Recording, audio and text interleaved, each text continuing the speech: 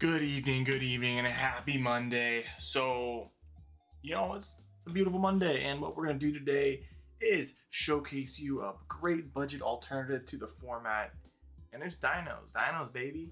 Dinos always be strong. They strong. They big. And we got Litho to 3. Oh, we don't got VFD or anything like that, but we are still making some crazy degenerate combos and plays because we have a bunch of free Earth pops.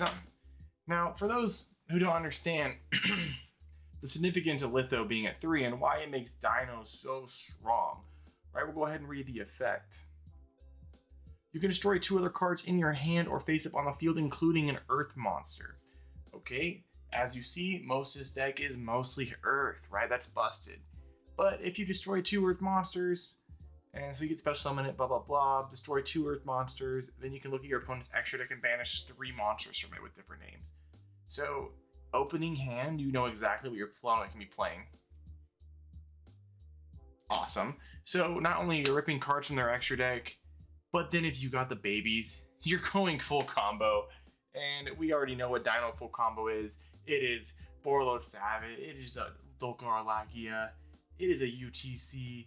It doesn't seem like a crazy oppressive board, but your board is 1 card away from this deck being absolutely bonkers. And I think Litho just kind of gives us a little bit more utility where the deck was missing to kind of compete as a viable rogue deck in the format. Super budget. You can probably pick up this deck. Ignore that price. You can pick this whole deck for maybe $80. But let's go ahead and get into this list. It's very standard. We're playing 2 UTCs because Ultimate Protector is disgusting. Sets the board. It outs Kashtira, and if you open a way to access this turn 1 into cash, it says have imperm, and if they don't, then you just OTK. You win. Good game. So you got 2 UTC, 3 Litho, because we want to maximize synergy with this. We're playing our standard big Dino boys, which is our 1 Dogoran and our 1 Pank. So automatically have a searchable out to the Kashtira strategy, which is fantastic. The 1 Giant Rex, sadly the 1 Miscellaneosaurus. This baby needs to come back to 2 at least. It's been power crept too hard to be at 1. Playing 3 Overraptor. We are playing a small scrap package, 4 cards. I guess it's small. I keep going back and forth with ratios, playing 2, playing the 1 Golem, the little fridge, but I think this is just the most consistent. Lets you play the most. Ideally, I'm just ending on Borload Savage and Exceed.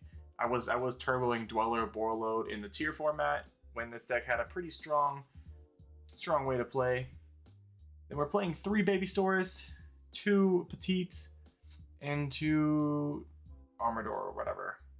So we maximized our babies. We were playing the 3, 2, and 1, but we want to be able to hit with that Litho. Still on that double evolution pill, we're playing 2 of 3 Fossil Digs for maximum consistency. 3 Pot of Prosperity. 1 Terra, 1 Called By, 1 Diagram, the Search Litho, and then 3 Lost World, 3 Tactics. Well, one thing that this deck is missing is a little bit of hand traps. That's fine. I've almost always never played anything outside of Gamma. The deck does have room to have access to Nib, so if you don't want to play the scrap package, which I think is it's just fun. It gets you into a negate on your turn 1. It makes it just really great, real fun. You could play easily 6 to 10 hand traps, including Nib, Imperm, Ash. You can main deck Droll, which is a phenomenal card to main deck right now. Let's be real here, Kashtira searches 8,000 times. A Droll can be a game ender if they don't open up the nut with a Theosis and a Birth. So if they don't open up absolutely perfect, the Droll can be a turn ender. So much more than Ash. Ash, we already know that it can be an FTK into branded. If they don't have the right hand, they're not playing through it or making the board oppressive enough to deal with your big booty dinos. So, yeah. Something to think about. Obviously, this is just what I'm playing with. It's just something I fun play casually, but I've noticed that it has a lot of success, especially into the Castira, into the Labyrinth, into Trap Tricks, you know, especially Miscellaneosaurus, just, it goes hard. And going first, Trap Tricks have a hard time playing because they can't make Sarah.